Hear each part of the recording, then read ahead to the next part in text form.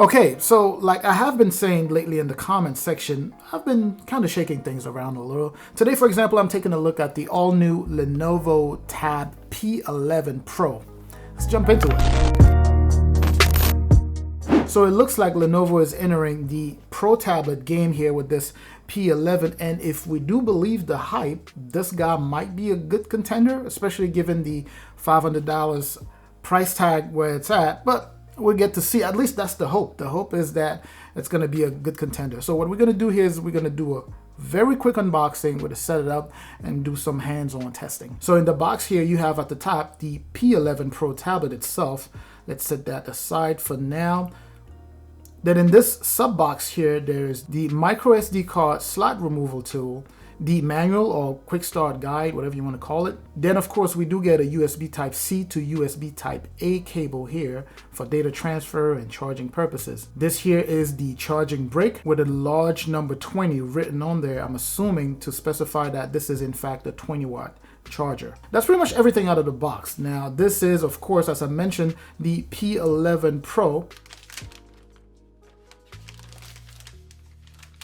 At first glance, it kind of gives me a Galaxy Tab S7 vibe. Not necessarily to the looks, but more to the hold and to the feel of it, except the Tab S7 seems to be a little thicker here. So I'm going to quickly go around the tablet so that we can share some of the physical features that come loaded with this thing, starting with the design like I always do. And by the way, if this is your first time visiting the channel, welcome. Of course, if you do like the content so far, I do appreciate that already. Please do me a huge favor. Hit both the like and the subscribe button there. It's a tremendous boost to the channel here, and I truly, truly appreciate that. All right, so let's talk about design. Right off the bat, it feels premium. It's a solid unibody metallic build. And on the back here, you have kind of a two-tone brushed and kind of a polished finish. It feels very smooth and it's very nice to the touch. At the top left here, we have the camera module with the flash right below it. And it contains a 13 megapixel telephoto lens and a 5 megapixel wide sensor here. Right at the bottom here, we have the Lenovo tag. Now this thing has a quad speaker setup with two at the top of the tablet here, with in between those the micro SD card slot. On the right hand side of one of the speakers, you get a combo of the power button and fingerprint scanner. So that sensor is essentially embedded in that power button. On the right side of the tablet itself, we have the volume rocker and also what seem to be two mic in the middle there. At the bottom of the tablet here, we find the additional two speakers with in the middle there a 3.2 USB Type-C port for charging or data transfer. Finally, on the left side here, we have pins for the wireless keyboard. At the front here, we are looking at an 11.5-inch display, and it's an OLED display. And you can see that it has a uniform bezel around the screen. And if you think about it, it seems as though that's the trend among newer generations of tablets. You also get an 8 megapixel selfie camera that is located on the long side of the bezel here. All right, so I did go ahead and set it up, but you have to remember, this is not the full review of this tablet. I'm just gonna go ahead and fly through some high-level stuff here real quick, but we'll be able to tell you exactly how it translates into real-life usage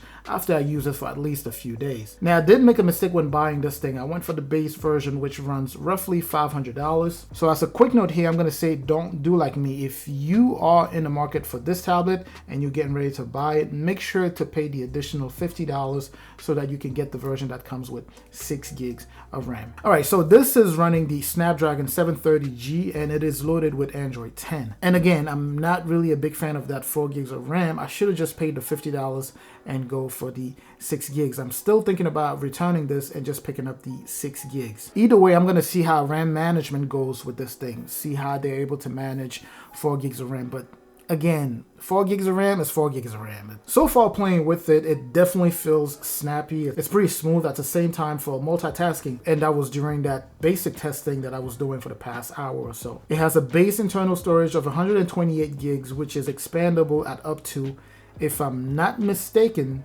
256 gigs. The higher tier, the 6 gigs of RAM, will also have that same 128 gigs for internal storage. Like I mentioned, you're looking at an OLED display with a resolution of 1600 by 2560, and it has 350 nits for the brightness. So that's kind of expected, you know, for OLED displays especially. You're not necessarily looking at them to be super bright or to be the brightest displays you can find, but instead we are kind of looking at these to have images that are very sharp, which actually seems to be the case here. It's pretty nice level of saturation so far. I'm not even sure why Lenovo went for the Snapdragon 730G on here, but still, images look pretty good. It does run full HD on streaming applications like, you know, Netflix, Disney Plus, or, you know, Amazon Prime. So again, image quality is pretty nice so far. Also, Netflix actually comes pre-installed along with other Google apps and some other apps that are compatible with the Lenovo stylus. It's loaded with an 86 milliamp hour battery, and Lenovo claims 15 hours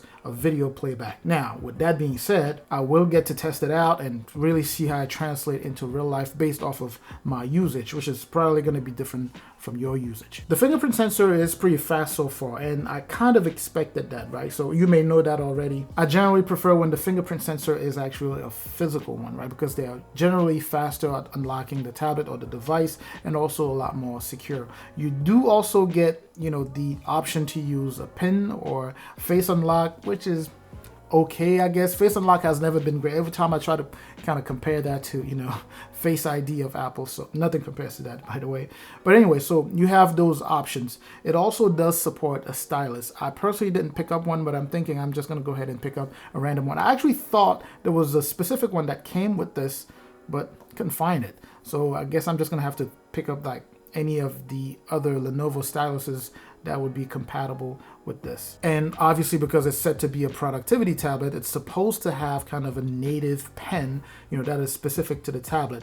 I'm still gonna keep an eye out for it just in case it's out, so I can go ahead and pick that up. And keeping along that same line of a productivity tablet, Lenovo does have that productivity feature that you can use on this now. It's supposed to maybe not be a competitor to the Samsung DeX, but it has some level of some of the functions that you would find in Samsung DeX, but nothing really that close. Anyways, I think I'm gonna stop this video here.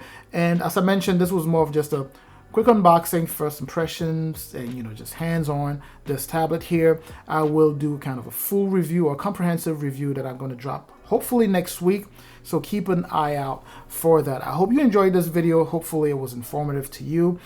Please don't forget, of course, to like, comment, subscribe. As always, I'm going to catch you in the comment section, and I'm also going to catch you in the next video.